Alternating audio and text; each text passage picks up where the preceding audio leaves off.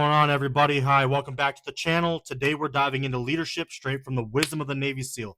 I've been reading Wisdom of the Bullfrog by Admiral William H. McRaven. You know, the guy who led Osama bin Laden, the Osama bin Laden raid, and spent 40 years commanding some of the toughest missions on Earth. This book right here, which you should definitely go buy, right?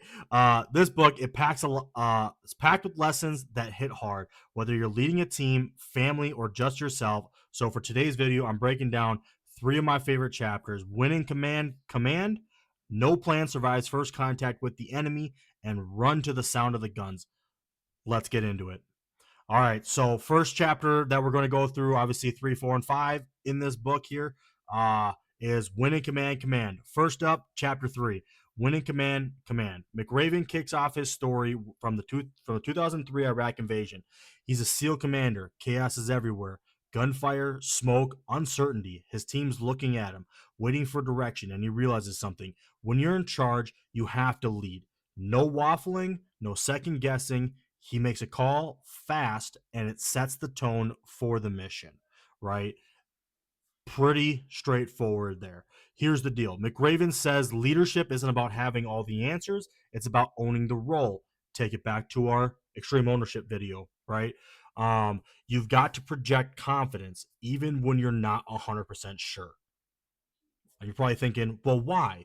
Because hesitation kills momentum. He learned this early as a young SEAL. Indecision leaves your team lost, but it's not arrogance. He's clear on that. Think General Patton. Bold, decisive, but still human, right? And that's a really big take, especially when comparing to General Patton from World War II, all right? I've had moments like this. Once at work, a project was tanking and everyone was panicking. I didn't have a perfect fix, but I stepped up, made a call, and we figured it out together. It's that mindset. When you're in command, you need to command. What about you? Have you ever had to take charge like that? Drop it in the comments. I'd love to hear this. So, lead decisively. Your team needs it. And it starts with you stepping up.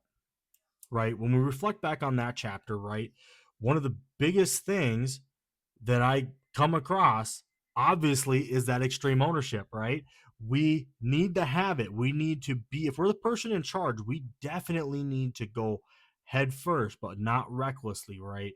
We need to show and set a tone, otherwise known as a standard, for our team, for the people that we are in charge of, right?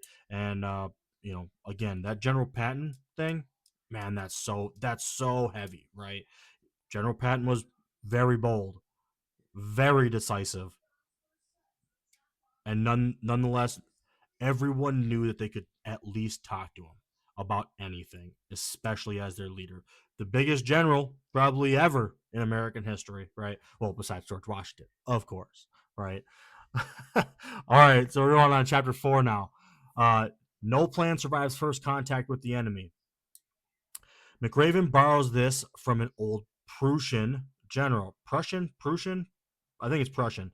And it's gold. He tells this story from Afghanistan. His SEAL teams got this perfect plan: infiltrate, hit the target, extract.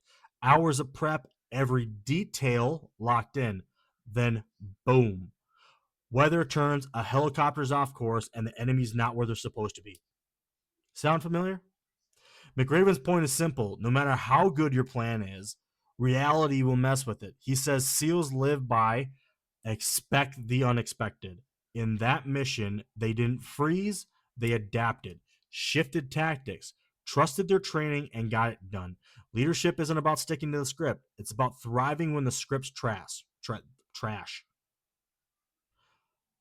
Thriving in chaos will lead you and your team to greater and better heights.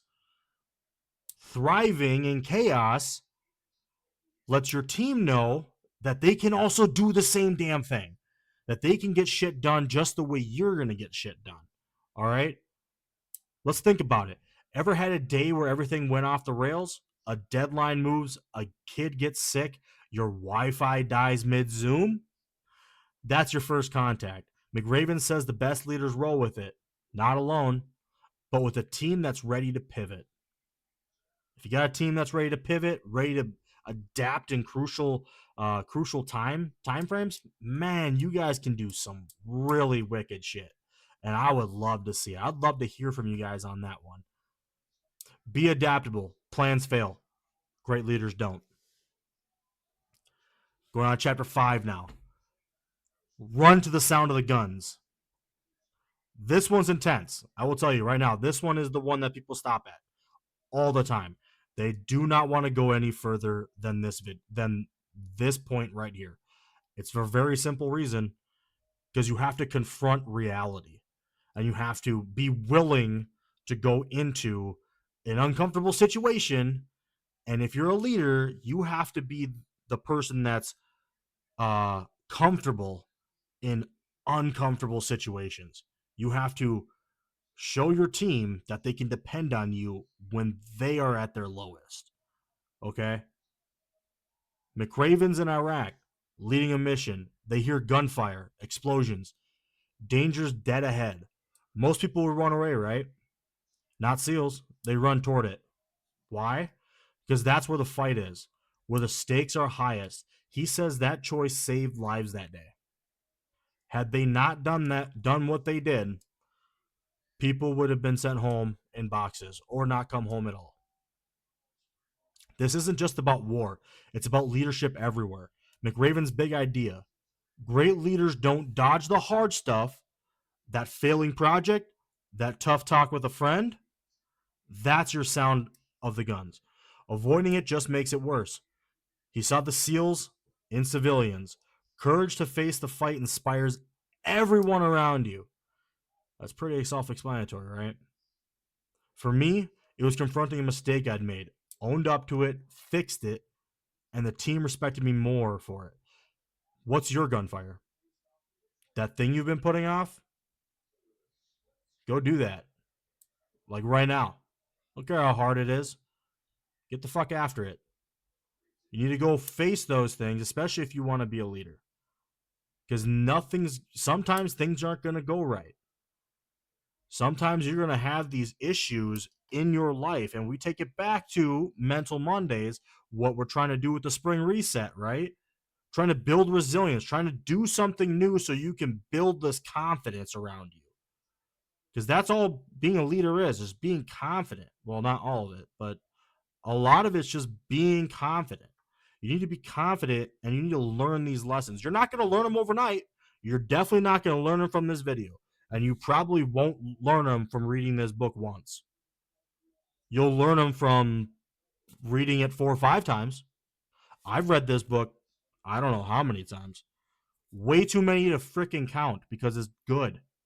Because it gives you lessons that you need to learn, whether you're on the military side or the civilian side. These are things that you can take with you. You want to be a manager at your company? Well, this is the shit that you got to do to get better and to be able to lead people properly. I'm not always going to get it right. I know that, and I hope my soldiers will keep me accountable, because I would try to do this every single day. And I will try to do this every single day. But you need to know what to do. If you don't know what to do, if you're looking for a sign, here's your freaking sign. Go do it. Go read. Go learn. Run toward the problem. It's tough, but it's what leaders do. It's what we just talked about. Go do those things, because it's not going to get any better. It's going to be inevitable, whether you want to do it now or whether you do it later. If you do it later, it's probably going to hurt. It's probably going to suck worse. So if you do it now, cut that shit off and just go do it. I mean, hell, we've all heard the term, what's the worst they can say? No? Okay, cool. Whatever. Right? It's that easy. Just move on. Be able to move forward. Being adaptable is not a solo thing for you, especially if you're in a team. If you're in a team, being adaptable means that you need to train or lead your soldiers to do the same thing. They need to be able to learn. They need to be able to think on their feet. And you need to be able to encourage that by doing what we talked about last video.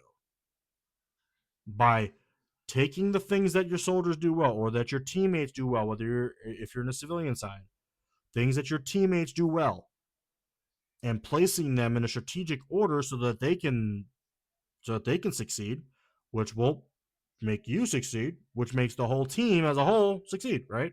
So get those tough decisions out of the way now. Get those tough talks done now. If you got a problem with your mom, your dad, brother, sister, they're probably waiting on you because they see it in you. They're probably trying to teach you a lesson. If it's your parents, they're probably trying to teach you something that you probably didn't learn when you were younger. I know I didn't. God knows I didn't. Jesus. All right. Enough bantering. So there you go. 3 lessons from a SEAL legend. Lead decisively, adapt fast, face the fight. McRaven says leadership's simple. It's just not easy.